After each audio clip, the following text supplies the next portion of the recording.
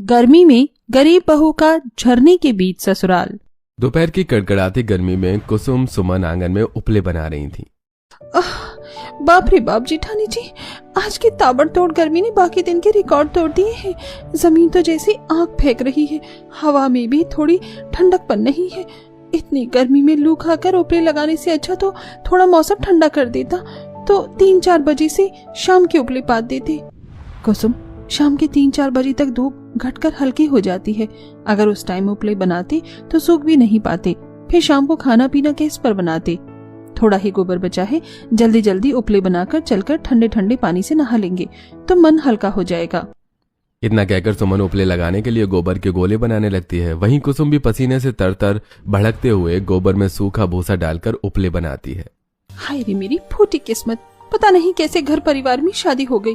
न ठंडी हवा, खाने के लिए एसी तो दूर की बात है, एक कूलर या टेबल फैन भी नहीं है, और ठंडा पानी पीने के लिए एक फ्रिज भी नहीं लगा रखा जो गर्मी में थोड़ा ठंडा पानी पीकर प्यास बुझा सके।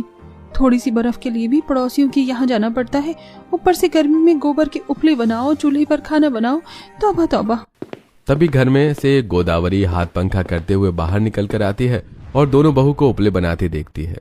कुसुम बहू, सुमन बहू, तुम दोनों यहाँ इतनी भयंकर गर्मी में गोईठा बनाने में लगी हो। मुझे लगा दोनों नदी पर नहाने के लिए गई हुई हो। माँ जी, ये गोबर पिछले 2 दिन का आंगन में इकट्ठा हो रखा था। अगर आज उपले नहीं बनाते तो गोबर में सड़कर बदबू आ जाती, और हम सुबह ही नदी में नहाने धोने के लिए पानी लेकर आए थे। बस उपले बनाकर नहा धो लेंगे। बहू, घर के भीतर तो किसी भी बाल्टी डब्बे में एक बूंद भी पानी नहीं भरा है। मटका भी एकदम खाली पड़ा है। थोड़ा ठंडा ले आती तुम दोनों तो नहा धोकर भी आ जाती। ठीक है माँ जी, बस थोड़े से उपले बनाने के लिए गोबर बच गया है, इसे खत्म करके हम नदी पर चले जाएंगे। अच्छा ठीक है, इतना कड़ा सा घाम उग रहा है, मेरे तो पांव जल गए तो घड़ी खड़े होकर। गोदावरी मकान के अंदर चली जाती है और इतनी दनदनाती दोपहर में दोबारा से नदी पर जाने के लिए कुसुम आग बबूला हो जाती है।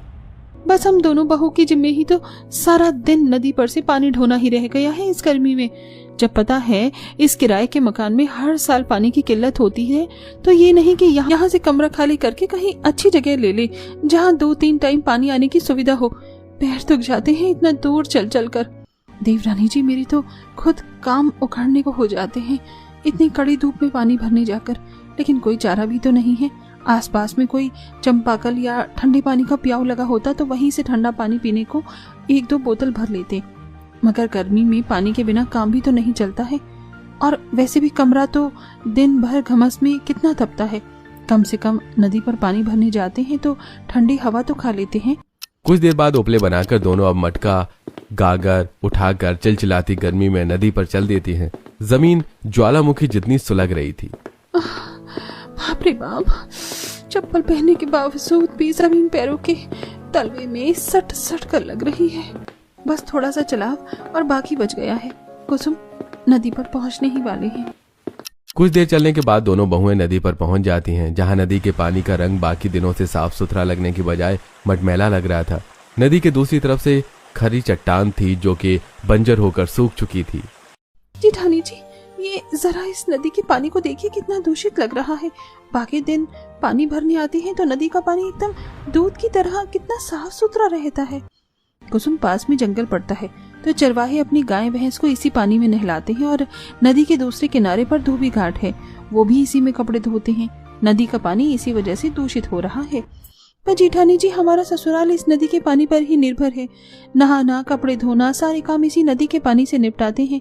अगर इस नदी का पानी भी गंदा हो गया तो गर्मी में बगैर पानी के हमारा गुजारा कैसे चलेगा। नदी के पानी को गंदा देखकर दोनों बहुएं चिंता में आ जाती हैं। देवरानी जी, फिलहाल के लिए तो इसी पानी को मटके में भर लेते हैं। इतने मीलों दूर चलकर नदी पर पानी भरने के लिए आए हैं। घर चलकर चूल्हे पर उबालकर प्रयोग करना पड़ेगा इस पानी को। पर जेठानी जी, इस नदी के किनारे तो कितनी हरी हरी काई जम रखी है। नदी के थोड़ा बीच में थोड़ा साफ सुथरा कलकल पानी बह रहा है, इसमें से भरते हैं। दूषित पानी में नदी का बुरा हाल देखकर दोनों बहुएं गागर मटका लेकर गहराई में उतरती हैं, जहां उन्हें वो खरा चट्टान एकदम पास से दिखाई देती है और दोनों को ठंडकपन का एहसास होता है। जेठानी जी, ये चट्टान पास से देखने में एकदम जिंदा लग रहा है ना। देखिए ना, चारों तरफ कितनी हरियाली है। ऐसा लग रहा है जैसे अभी के अभी इसमें से झरना फूट निकलेगा। कुसुम, झरने का पानी पीना हमारे नसीब में नहीं है। वैसे मैंने एक बार झरने का पानी चखा है। झरने के ठंडे मीठे पानी के आगे तो मिनरल वाटर से लेकर आरओ का पानी भी फेल है। झरने के पानी का स्वाद मिठास भरा होता है कि भरपेट पानी पी लोगी। वैसे आपको इतनी झरने के पानी की परख कैसे है? आपने पिया है कभी झरने का पानी? हाँ, क्योंकि शादी से पहले मैं अपने माँ पापा के साथ हरिद्वार ऋषिकेश गई थी। वहाँ पर बहुत ही ऊंची ऊंची चट्टान और जिंदा जिंदा पहाड़ हैं जिसमें से पानी के झरने निकलते हैं। वहाँ के आवासीय लोग ज्यादातर झरने का पानी बेचकर एक एक बोतल 50-50 रुपए में बेचते हैं। खूब अच्छी बिक्री है उनकी। हमने भी एक बोतल खरीदा। और इन झरनों की एक खासियत होती है, जहाँ से भी गिरते हैं वहाँ जरा सी गर्माहट का नामो निशान भी नहीं होता। जेठानी जी, ठंडकपन तो यहाँ भी लग रही है। पानी में उतरकर मेरा तो सारा गर्मी पसीना उड़न चूक हो गया। पानी भरकर दोनों नहा धोकर गर्मी में घर चल देती हैं, पर नदी से घर की दूरी कई मील होने के चलते घर पहुंचते पहुंचते दोनों पसीने में नहा जाती हैं। नदी पर से नहा कर आने का भी कोई फायदा नहीं हुआ। घर आते आते पसीने में तर हो गई। तभी कंचन हाथ पंखा कर रही थी और उसके सारे शरीर से गर्मी के चलते टप टप पसीना चू रहा था। भाभी, कम से कम नहा धोकर आपको थोड़ा तो राहत होगा। ये कमरा तो गर्मी से इतना दमक रहा है। सच में आज तो दम निकलने वाली गर्मी हो रखी है बहू। मटके में ठंडा पानी लेकर आई होगी ना सबके लिए। चने का सत्तू घोल कर पिला दे। चिलचिलाती गर्मी से थोड़ी राहत तो मिलेगी। दोनों बहू एक दूसरे का मुंह देखने लगती हैं जिसे देख गोदावरी।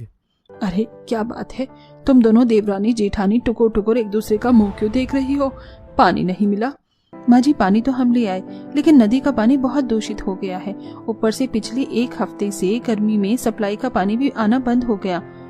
इसी पानी को उबालकर छानकर काम करना पड़ेगा।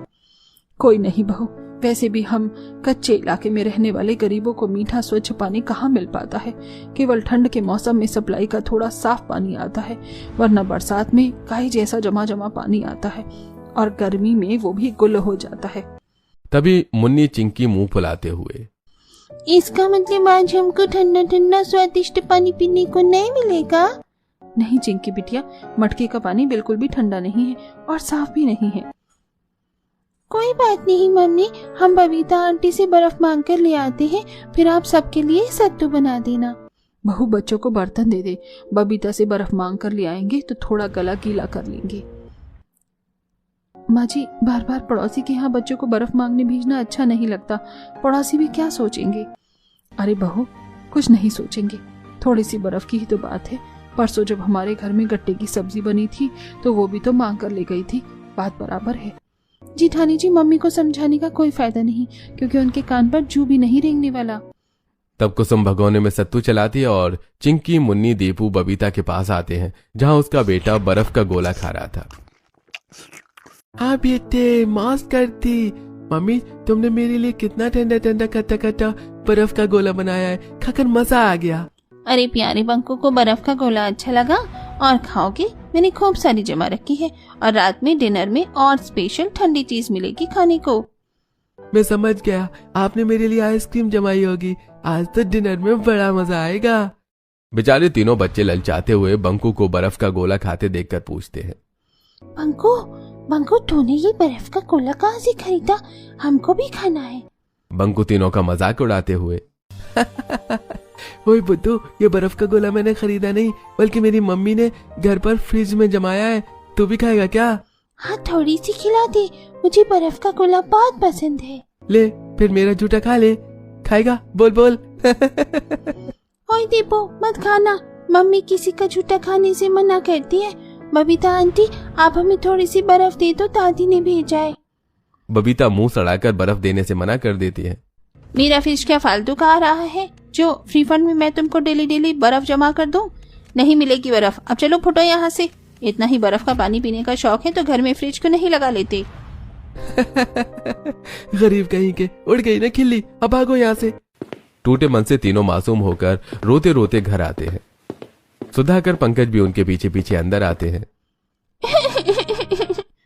क्या बात है बच्चों, तुम तीनों रो क्यों रहे हो? और तुम तो बर्फ लाने के लिए गए थे ना? मैं बताता हूँ। हम दोनों के सामने ही बबीता बहन ने इन तीनों को खूब डांटा है।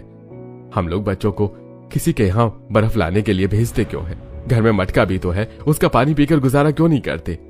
बबीता के बर्ताव का सुनकर गोदावरी को बहुत ठेस पहुंचती है। जरा सी